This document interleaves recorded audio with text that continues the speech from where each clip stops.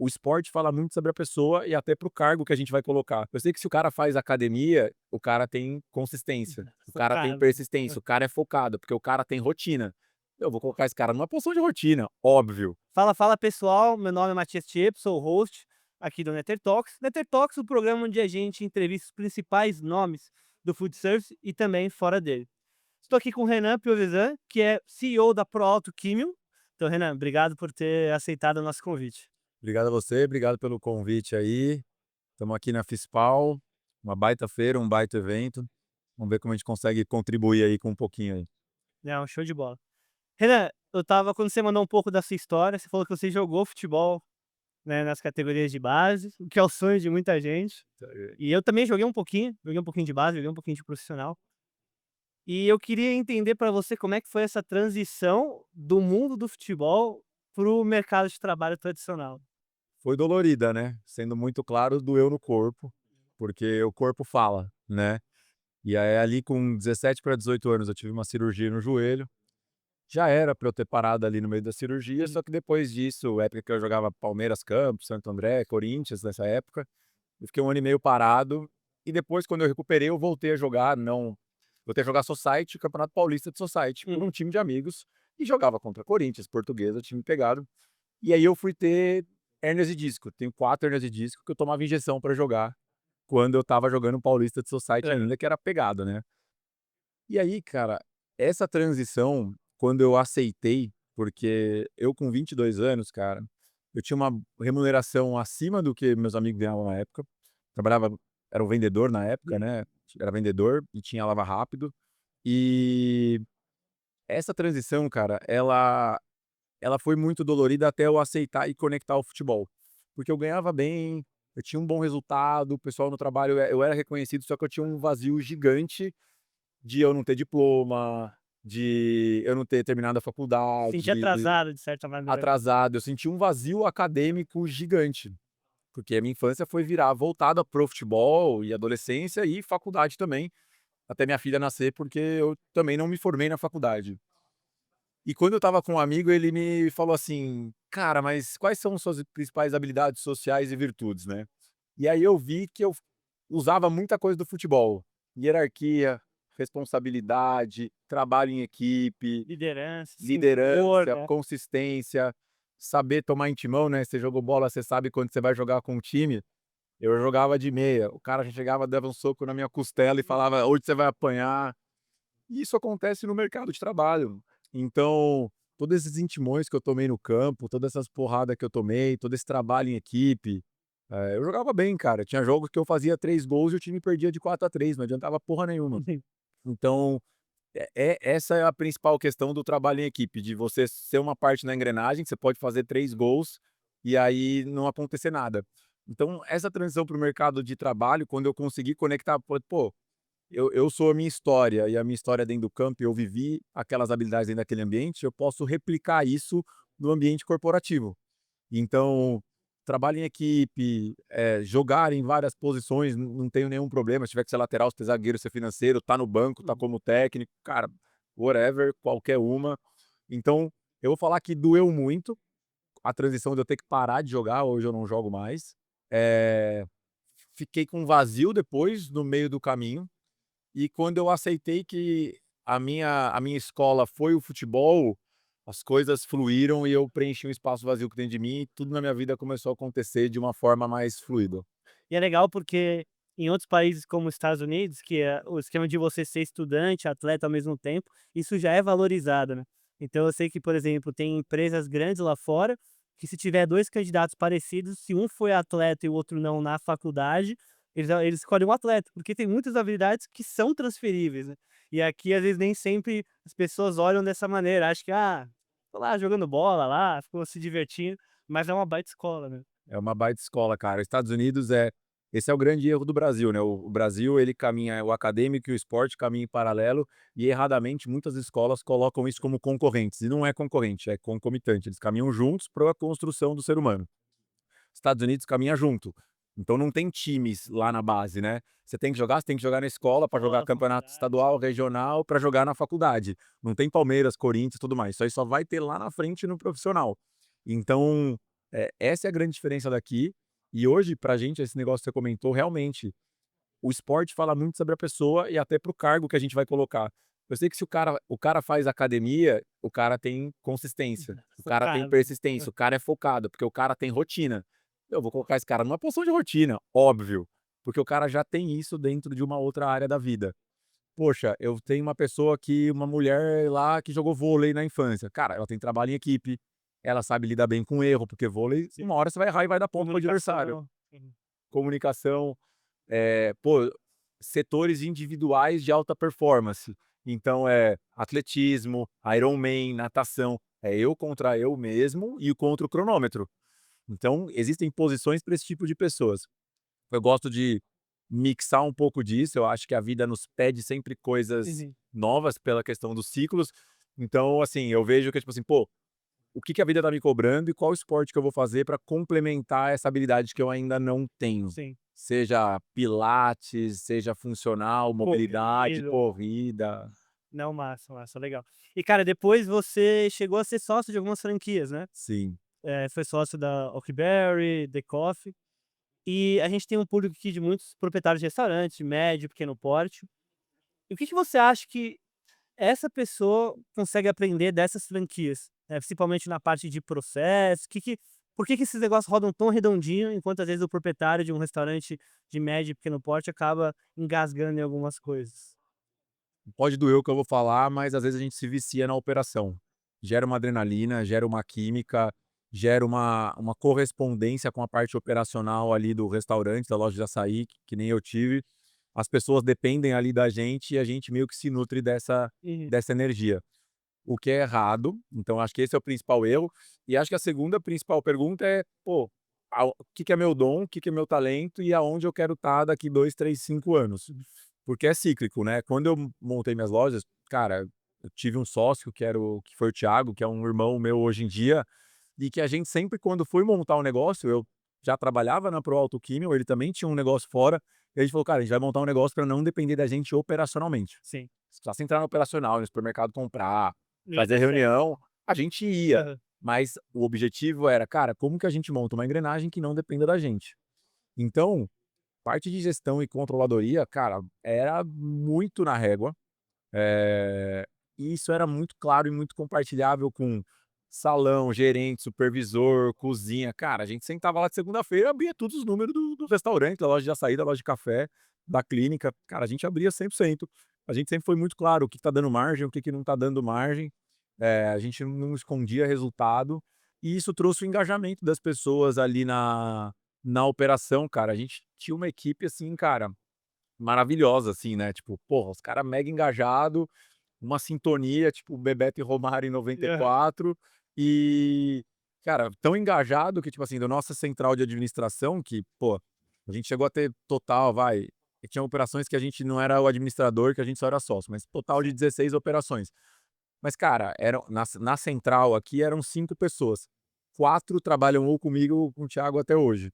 Então, assim, cada um dentro do seu negócio. Então, para o médico ali, para essa parte de gestão cara, qual que é meu dom, qual que é meu talento, como é que eu vou fazer essas informações chegarem, a nível de gestão, deixa claro para a equipe, porque a equipe tem que participar do resultado, não adianta só meta, cenoura à frente, cenoura atrás, tem que, cara, senso de comunidade, aí tem que abrir resultado, tem que abrir margem, tem que abrir as coisas, senão, cara, não gera pertencimento. Se ficar muito aqui só, tipo, querendo controlar tal, cara, você não vai gerar uma empatia, uma conexão com as O pessoas. cara não se sente engajado de fato, né. Isso é um ponto importante, porque um calcanhar de Aquiles do food service é a falta de profissionais, né. Eu acho que se Sim, você manter o time engajado, você consegue manter essa galera sim. mais comprometida com o negócio, né. E na minha visão, a falta de funcionários, a gente pode citar alguns exemplos, mas cada um tem que se responsável por uma parte, né. A gente pode ter um estado assistencialista, mas a gente também tem empresas, chicote na mão, Certo. e o resultado disso é falta de mão de obra. Então o empresário também é responsável por isso sim, tá, como o estado também é responsável pela assistencialização. No fim cara, como que eu monto um conjunto de regras, como que eu monto um ambiente saudável para a pessoa estar ali dentro. Então, cara, é responsabilidade da empresa, cara, tem N boas empresas que a gente pode citar aqui que, cara, a galera curte trabalhar, né, eu ando perguntando lá no nosso negócio: "Pô, que empresa que vocês visitam que a galera curte trabalhar lá?". Hã. Pô, tem uma termomecânica, uma baita história para quem quiser, que é lá de São Bernardo, Acrilex também, uma baita empresa, Jofegê. Cara, são empresas que a galera a Proautoquímica, cara, a galera gosta de trabalhar lá. Tipo, e não é só grana, entendeu? Tipo, é comunidade, é empatia, se pôr no lugar da pessoa, não é meta pela meta, não é um bando de piro doido correndo atrás do rabo. Então, cara, eu acho que o responsável o empresário hoje tá só reclamando, isso é chato pra caralho. "Ai, apagão de mão de obra. Ai, caralho, tá foda. Ai, o governo". Cara, fica chato isso pra caralho, e as pessoas têm que se responsabilizar. Tipo assim, o que ela tem que fazer é montar um ambiente, desde o papel que vai ter no banheiro, o produto de limpeza, se vai qual a marca da folha sulfite, quais são os meus fornecedores, qual que é o cheirinho do ambiente, qual que é a cadeira que ele vai sentar, qual que é o carro que essa pessoa vai dirigir, isso tudo é um ambiente.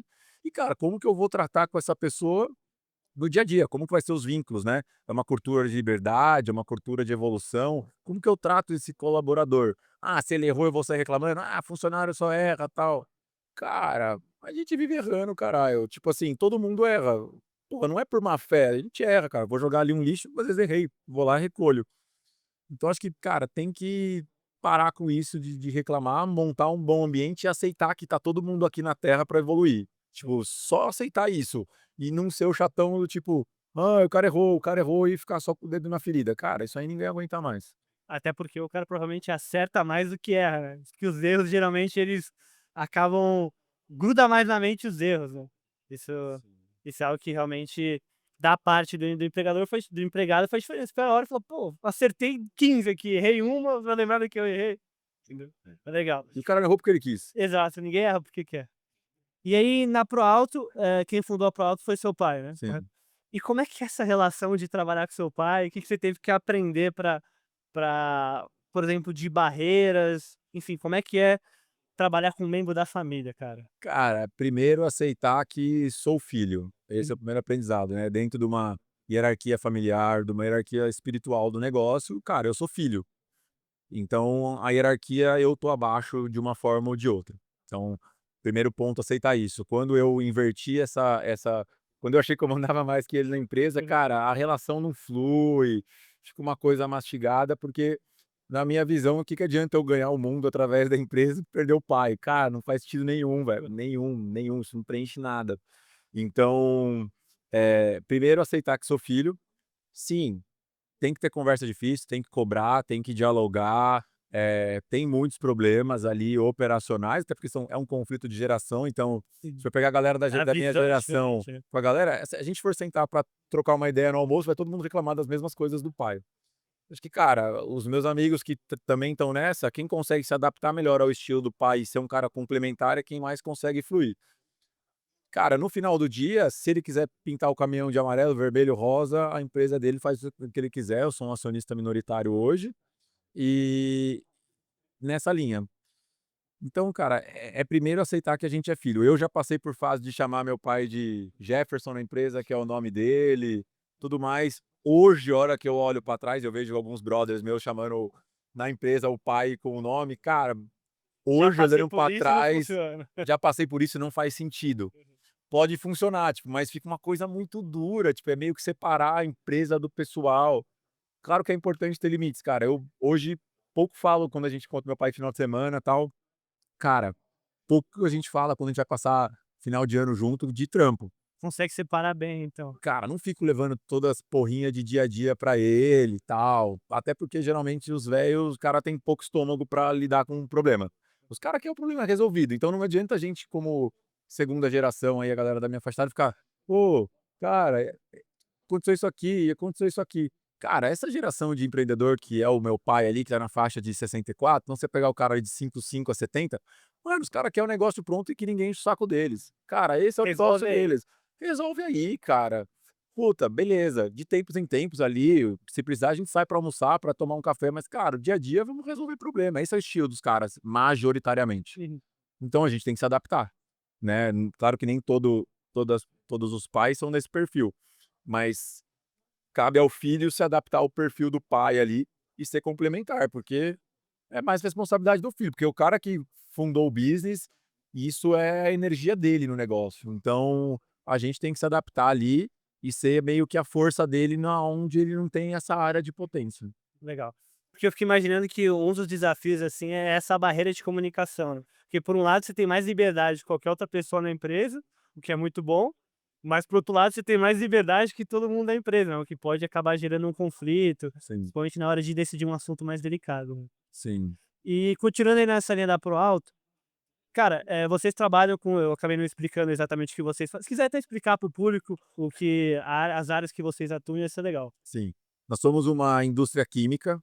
Há 36 anos, a gente fabrica químicos de higienização e limpeza, e esse é uma das nossas BUs ali, uma das nossas frentes de trabalho. Então, detergentes, desincrustante, limpa alumínio, detergente secante para máquina de lavar louça, sanitizante para verdura, é aqui um grupo de produtos que a gente fabrica. O segundo grupo, que é parte técnica, parte de equipamentos, logística, as lavadoras de louça que a gente compra da Netter para poder fazer locação para os nossos clientes, é o segundo bloco. Então a gente compra as lavadoras e aluga. Coloca o diluidor para os produtos concentrados, saboneteiras. Esse é o segundo bloco aqui.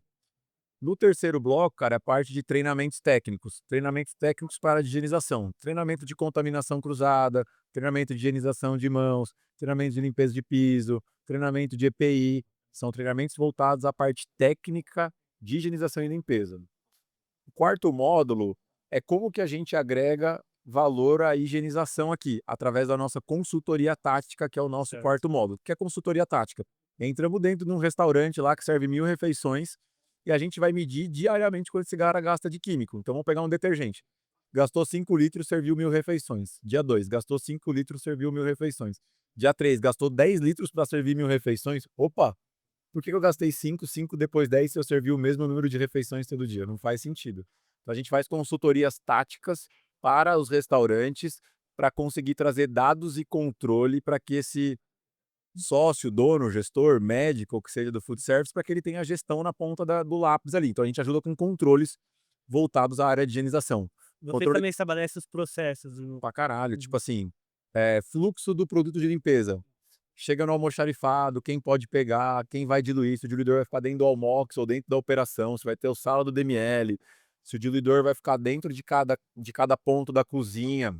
Isso tudo vai variar muito da cultura do ambiente. Então a gente monta esses processos de aonde vai ficar o diluidor até vou pegar extremos, né, se eu tenho uma cultura de autocontrole, eu vou colocar esse diluidor dentro do almoxarifado e só um responsável dilui os produtos. Se eu tenho uma cultura mais operacional, esse diluidor eu vou ter vários pontos espalhados pelo restaurante e várias pessoas vão ter acesso. Quem tiver ali na hora. Quem tiver na hora pega. Então, assim, eu tenho 2 tipos de culturas completamente diferentes aqui e a gente estabelece esse fluxograma. E esse é o módulo 4 que a gente tem de consultorias táticas, desde inventário, programação de compras, controle de consumo por dia, mapeamento de consumo por setor, montagem de receita de limpeza, é esse núcleo 4. E o núcleo 5, cara, que é o que eu tô tocando pessoalmente, particularmente, cara, que é o que me dá tesão pra caralho, é um núcleo de desenvolvimento pessoal e treinamento para a área de desenvolvimento de pessoas. Então, assim, a gente vai nos clientes para falar de oratória, treinamento de oratória, de comunicação, de correr riscos calculados, de roda da vida, esse particularmente é um dos que eu mais gosto, né. Uhum. Roda da vida é um conceito oriental que o ser humano tem 12 frentes perante a sociedade. Hobbies, parte financeira, relacionamento conjugal, trabalho, são 12 áreas da vida.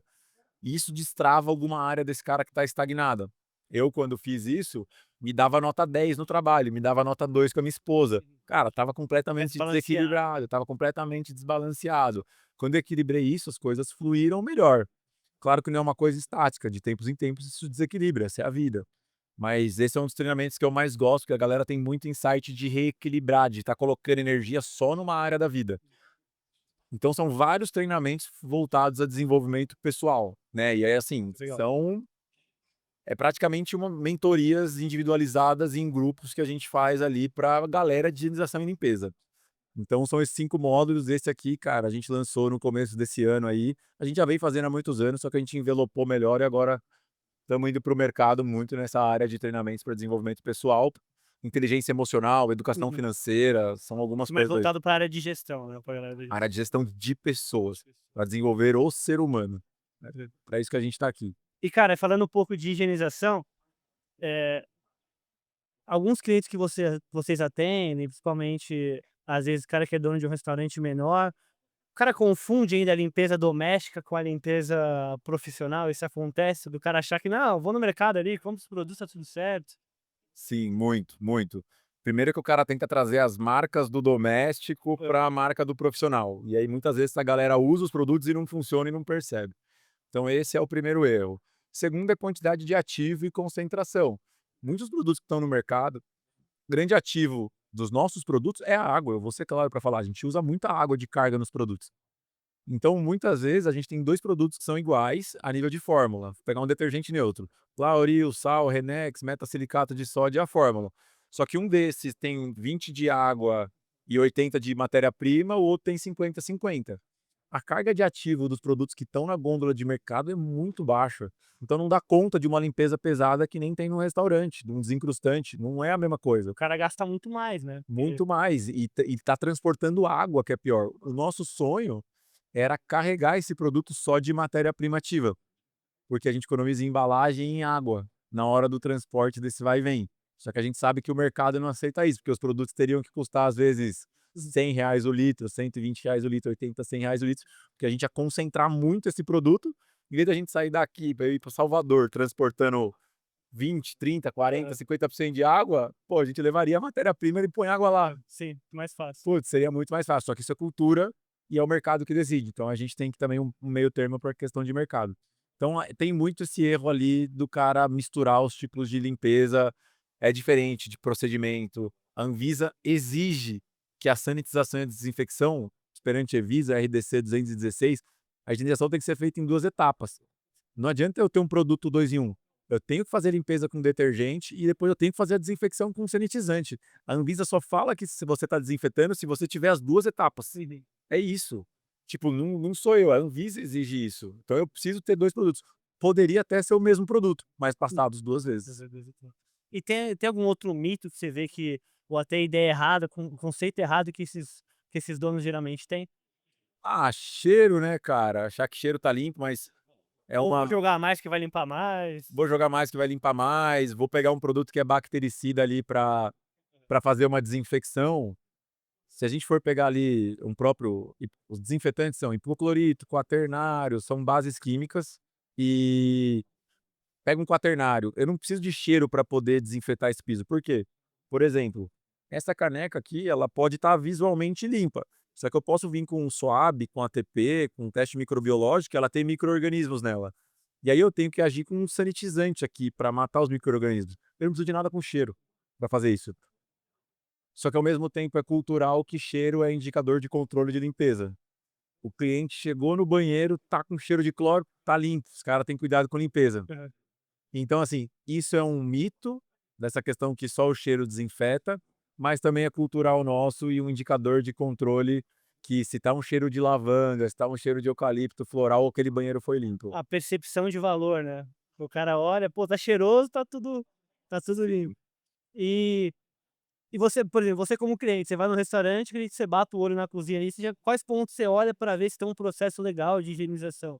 Cara, primeiro já são os borrifadores ali posicionados nas mesas com produto etiqueta do produto diluído, com Uhum. lote, data de validade, o frasco já posicionados no salão ali. Então você vê que esse ambiente, cara, os caras investem em limpeza. Esse é o primeiro grande sinal. Cara, reposição da saboneteira, se tem sabonete no banheiro, se o papel tá limpo e tudo mais. Terceiro, se o banheiro tá limpo, óbvio, isso é Aham. cultural, se o banheiro tá limpo, cara, o cara cuida da cozinha.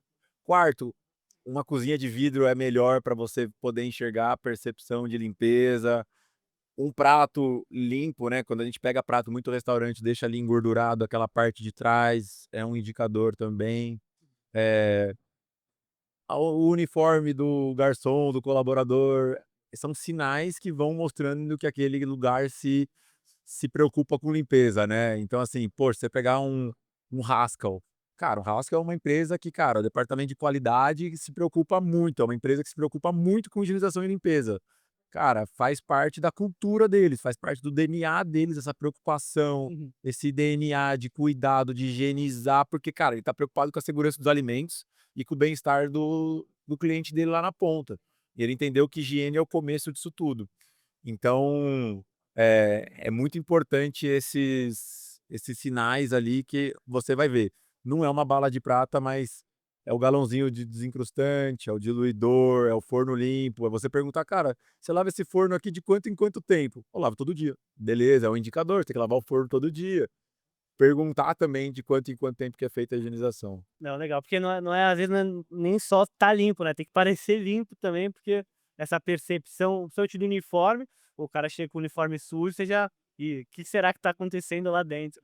E teve algum case que você, cara, entrou na cozinha e falou: "Meu, como é que esse restaurante tá aberto?", não precisa citar nomes, Sim. obviamente. Assim Cara, tem bastante para ser hã, sincero, por isso que a gente decidiu montar a consultoria hum, de processos, para ajudar, claro, através de parceiros, né. A gente tem muitos parceiros nessa parte de consultoria, porque, cara, tem muito restaurante que só tá o pop na parede. Mas isso também, cara, tem que mudar de dentro para fora a consciência das pessoas, por isso a parte do treinamento para desenvolvimento pessoal. Na hora que a gente vem numa esteira aqui, tendo processo, tendo controle, mas a pessoa entendendo o valor da higienização, cara, isso muda. Mas assim, cara, tem muitos restaurantes aí, e não quer dizer se é restaurante de ticket médio de R$ 15 ou de R$ 300 a higienização. Cara, vai muito da cultura de organização dos lugares, assim. Dá pra ver, cara, é a parede pintada, é o vidro limpo. Você vê se o cara tem cultura de higienização em pequenos sinais, entendeu? É no talher. Então, assim, tem muitos restaurantes aí que podem evoluir, mas acho que é o mercado como um todo pode evoluir com a higienização. Eh, eu vejo que acho que o grande a grande mensagem é assim, né, pô, higienização é um ativo para o restaurante, o cliente volta por causa da higienização, gente. Então, cara, tem que se ligar nisso. Deixar o borrifador ali, fazer uma boa limpeza e mostrar isso para o teu cliente que é um ambiente limpo e seguro, o cara volta, pô. Puta, limpeza custa pouco você limpar o banheiro. Putz, no mês pra você limpar banheiro, cara, você não vai gastar, sei lá, R$ 500 por mês. Mas mostra isso pro seu cliente, deixa os sinais, coloca um bom cheiro. Limpar o forno, putz, vai custar R$ 1, R$ 2, R$ 3 por dia você limpar um forno. Cara, é muito pouco o retorno que dá, né. para o retorno que dá, de segurança dos alimentos e de limpeza, né, dessa limpeza do ambiente, cara. Ninguém gosta de chegar num ambiente limpo e sujo.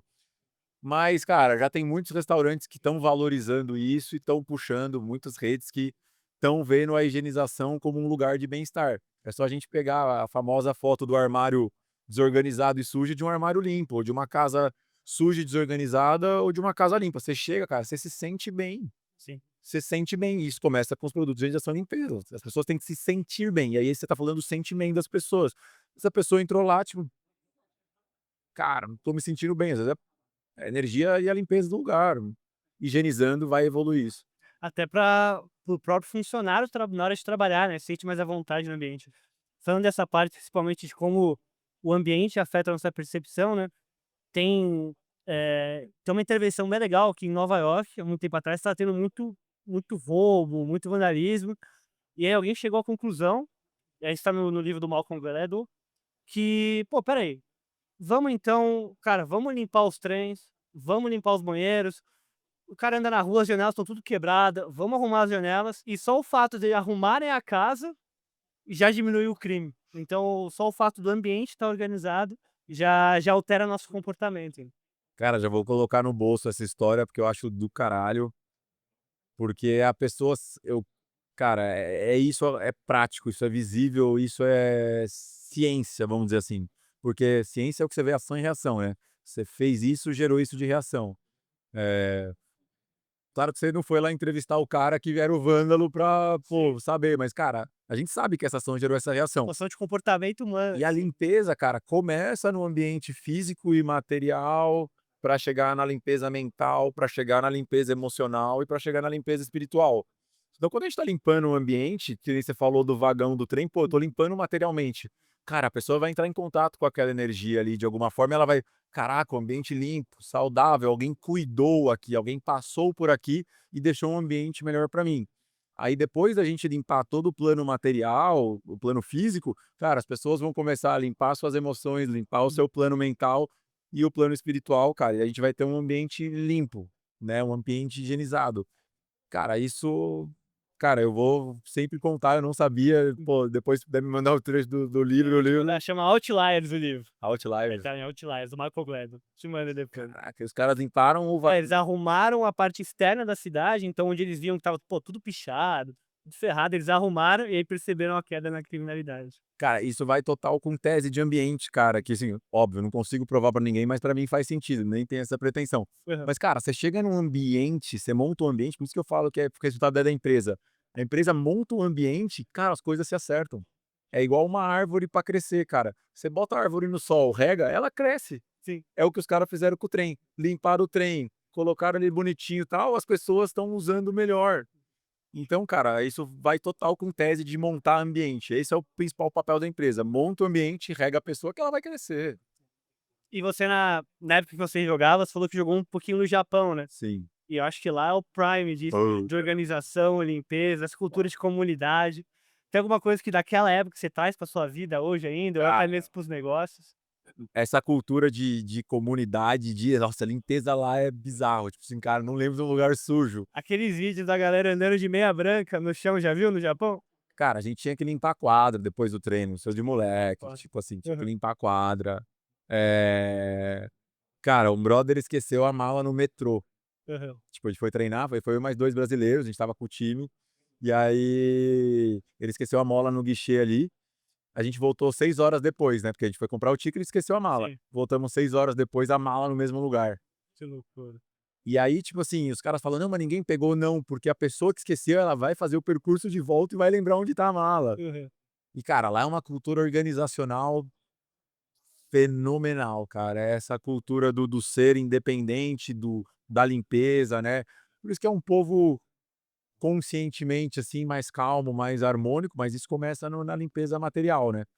Então, assim, né, pô, se eu tô com a cabeça aérea, né, se eu tô com a minha cabeça bagunçada, é só perguntar para o japonês o que ele vai fazer, ele vai arrumar a casa dele, vai arrumar o armário, vai arrumar o carro, e aí consequente Organiza a vida. aí organiza a vida, né, tipo, é isso, pra eles é tão simples isso, né, acho que a gente tá cada vez trazendo isso mais pra cultura ocidental. Se cara, eu se eu tô com a minha cabeça cheia de coisa, cara, sei lá, vou primeiro numa academia, vou fazer uma caminhada no parque, depois vou arrumar minhas gavetas, depois vou arrumar meu carro, vou fazer alguma coisa ali nos meus armários, putz, aí eu vou anotar o que eu tiver que fazer, mas precisa organizar. Sim, A gente nunca tá organizando fora, acho que o japonês tem muito isso, a gente sempre tá organizando dentro, cara. é de Japão fora tem pra muito disso, dentro. total.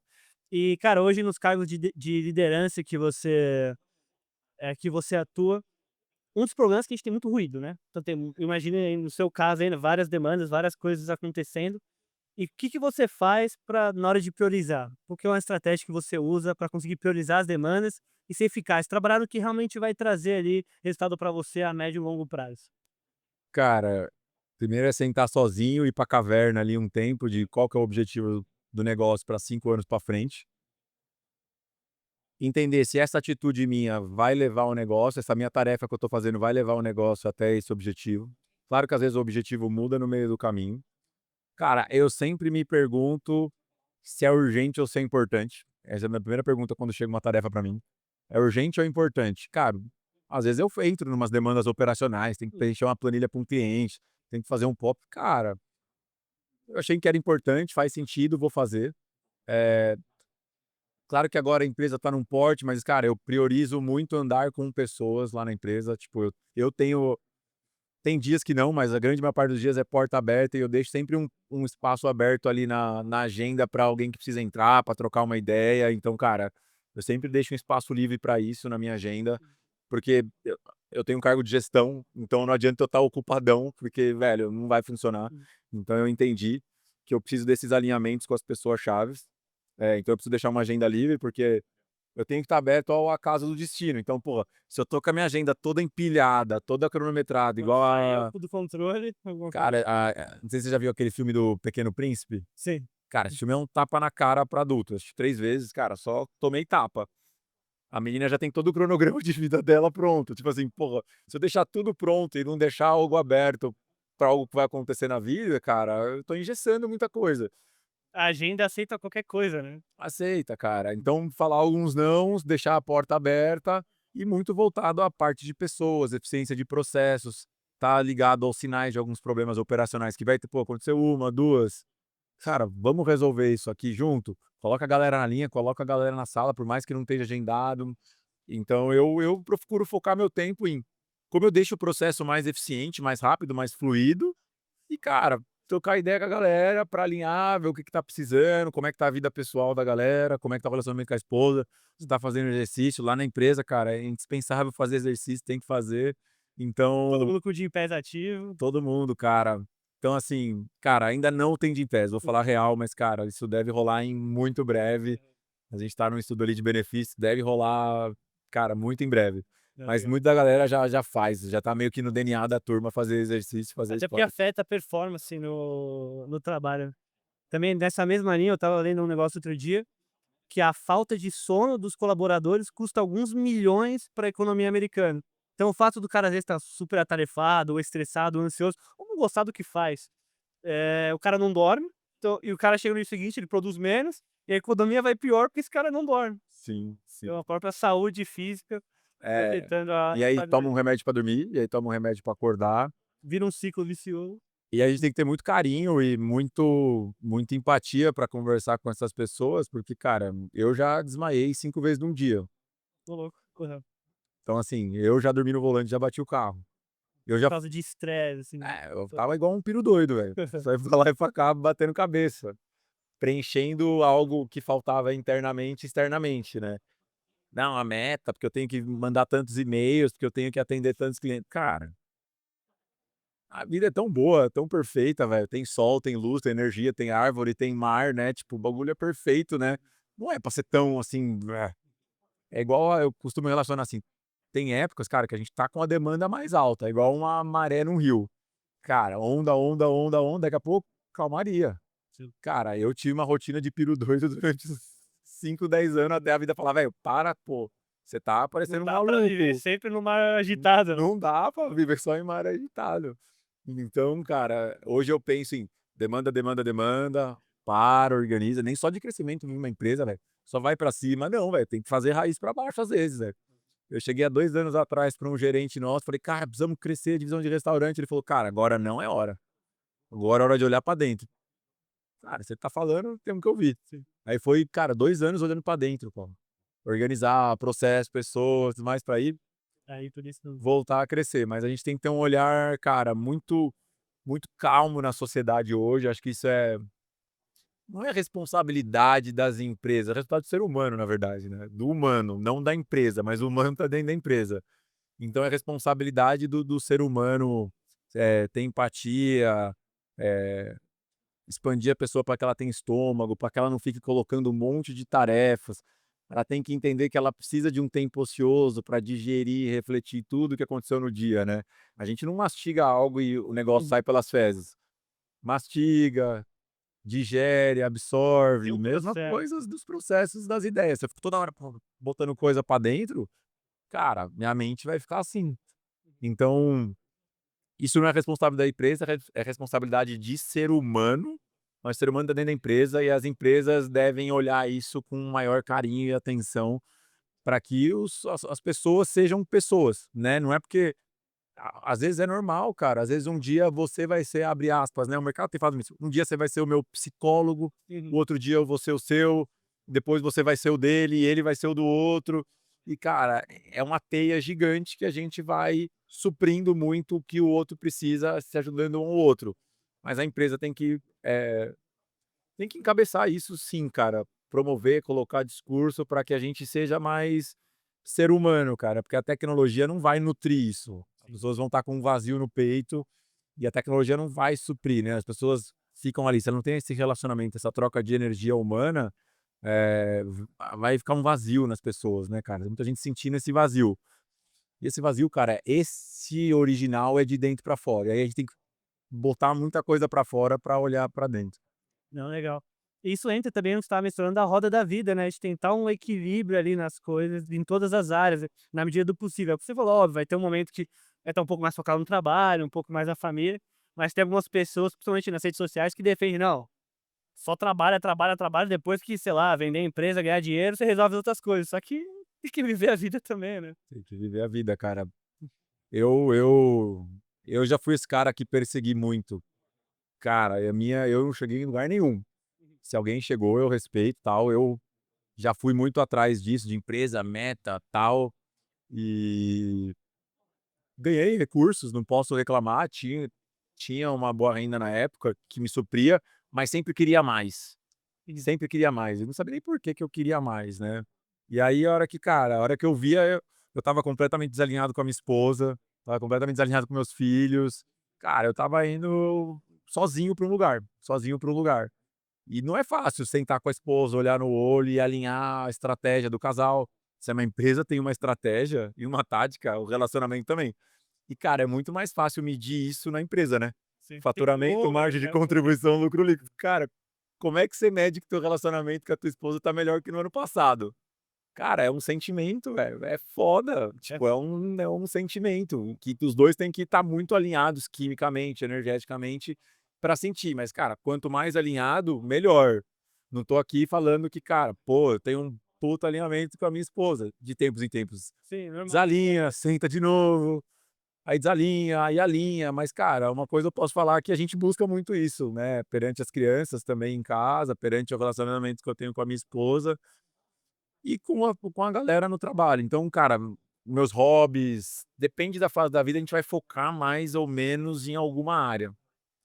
Mas que precisa ter o tempo com a esposa, senão, cara, vira um vazio e vira essa rotina da meta pela meta, da produtividade. Cara, às vezes eu acho que a humanidade tá caminhando para um buraco de Ferrari. Às vezes eu tenho essa percepção. Sim, E se a gente tá indo pra um buraco, melhor ir a pé, né? Tipo, porque sim. não vai a pé, Que a pressa. porque é a pressa. Então eu falo isso porque, de novo, já dormi no volante, já furou várias vezes o pneu meu na estrada, 2 vezes, já peguei carona com caminhoneiro, já peguei carro de frentista emprestado. Cara, por ter essa rotina de campo igual um piro doido.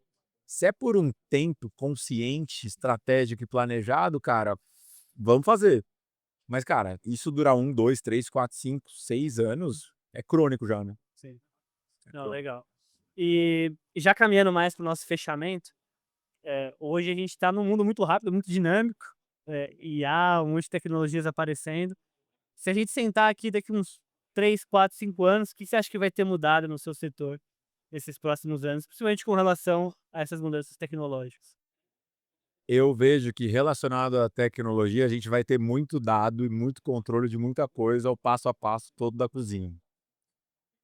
Muita coisa. A gente vai ter o passo a passo do arroz, do feijão, do produto de limpeza, de quanto custa cada minuto, cada segundo do funcionário, cada um com, sei lá, até um chip Uhum. no braço, não sei o quê.